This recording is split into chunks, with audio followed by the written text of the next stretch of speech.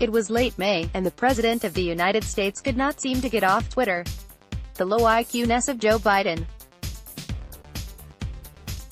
The idiocy of the Democrats. The wall. The opinions spewed forth like unguided missiles, delighting those who support Donald Trump and dismaying those who do not. As he followed along from Texas, Brian A. Garner, the author of Garner's Modern English Usage, could feel his blood pressure steadily rising. But it was a particular phrase in a particular presidential tweet about Senator Mark Warner, Democrat of Virginia, "There is nothing bipartisan about him," that sent him over the cliff of indignation. "You mean, there is nothing bipartisan about him?" Mr. Garner tweeted back, directly addressing the president. "Not there," which is the possessive form of they. "Wouldn't it be worth $75,000 a year to pay for a presidential proofreader so that you'll have the semblance of literacy, at a time when nerves are stretched to the point of snapping and every political issue seems to verge on the apocalyptic? Climate change, immigration, gun violence, race relations, what the president said or claimed to say or did not say about China." It might seem needlessly picayune to dwell on the writing style of the occupant of the White House. But for people who care about the English language and how best to use it, President Trump's continual flouting of even basic writing conventions is a serious matter indeed. Mr. Trump's impulsive tweeting and concomitant error rate seem to have grown this year as his frustrations with topics that upset him, from the Mueller report and the House Speaker Nancy Pelosi to immigration in 2020, have intensified.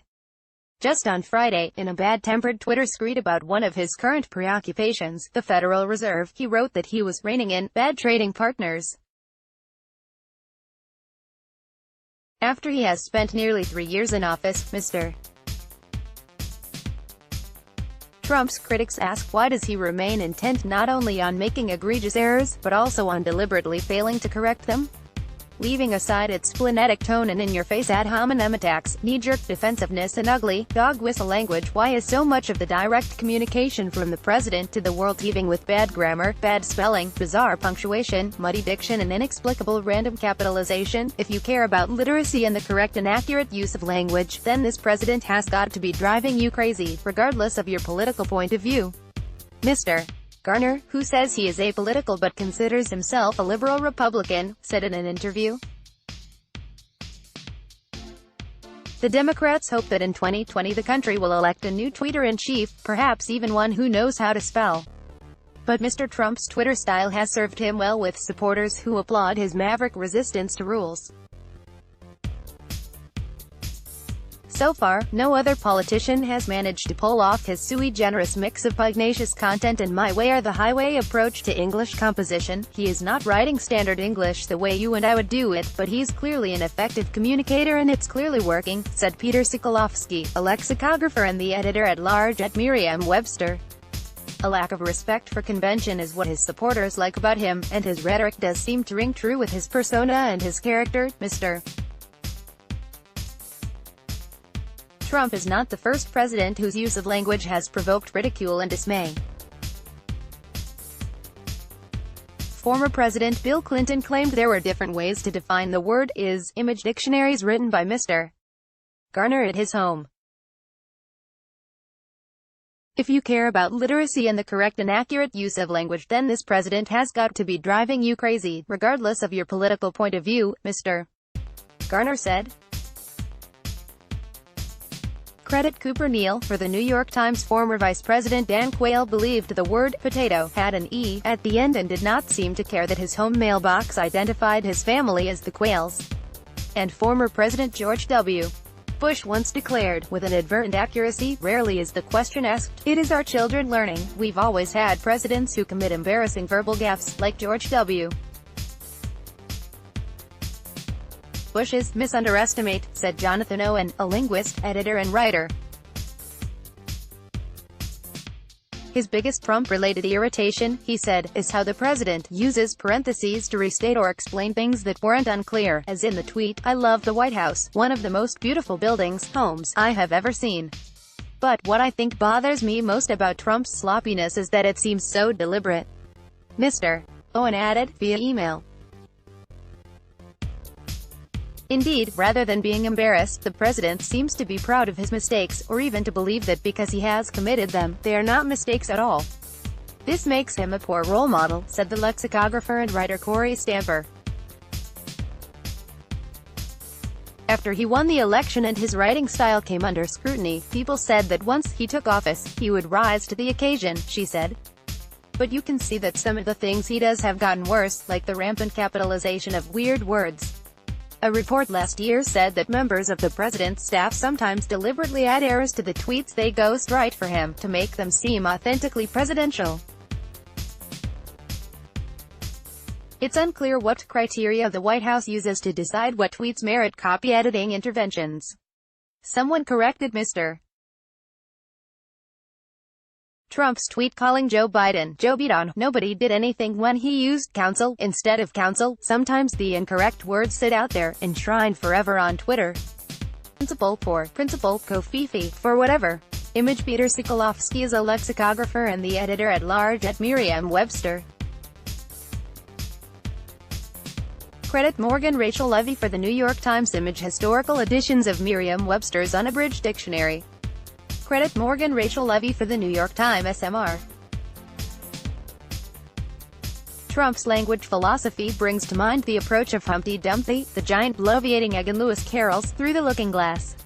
When Alice questions his claim that, among other things, hottie means a good knockdown argument, Humpty declares that when he uses a word, it means just what I choose it to mean, neither more nor less. The president, too, appears to feel that he is the master of his prose, not the other way around. After having written many best-selling books, and somewhat priding myself on my ability to write, it should be noted that the fake news constantly likes to pour over my tweets looking for a mistake, he tweeted last year, successfully managing to both dangle a modifier and misspell a four-letter word in the course of a single sentence.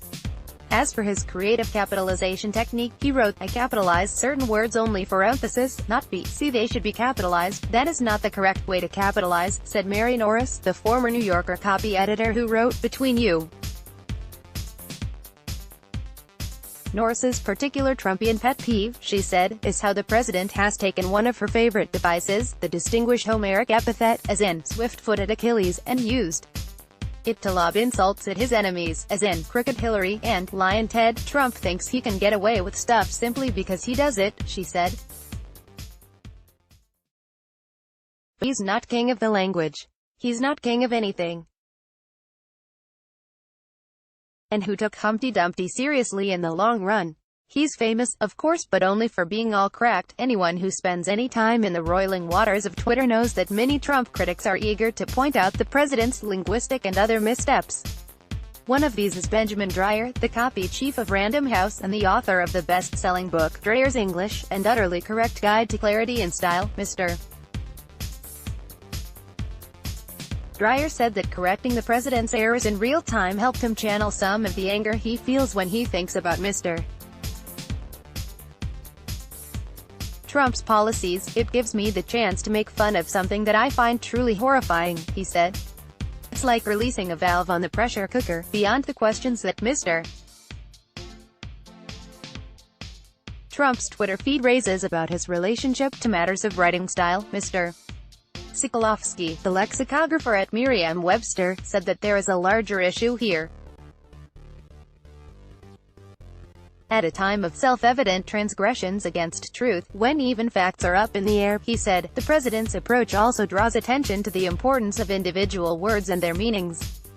George Orwell touched on the point in Politics and the English Language, about the relationship between the way people think and the way they speak and write. If thought corrupts language, he wrote, language can also corrupt thought. Image bigly was a word Mr. Trump was noted saying during debates in 2016, credit Morgan Rachel Levy for the New York Times Image Who Picks, a former spokeswoman for the Trump campaign, said that Mr. Trump had been saying, big league, not bigly. Credit Morgan Rachel Levy for the New York Times SMs. Stamper said she would like to feel that even a political leader she disagrees with would show some respect for the conventions of the English language. Trump seems to flout the rules of everything, so we'd like him at least to have a basic grasp of English composition, said Ms. Stamper, who said she was particularly pained by the president's habit of calling the wall, as if it were some sort of anthropomorphic fence, or a military acronym, like NORAD, so just punctuate correctly, she continued. Put a period there instead of a comma. Some Trump supporters seem to regard his tweets as cryptic puzzles, a la the film National Treasure, or the book The Da Vinci Code. Mr.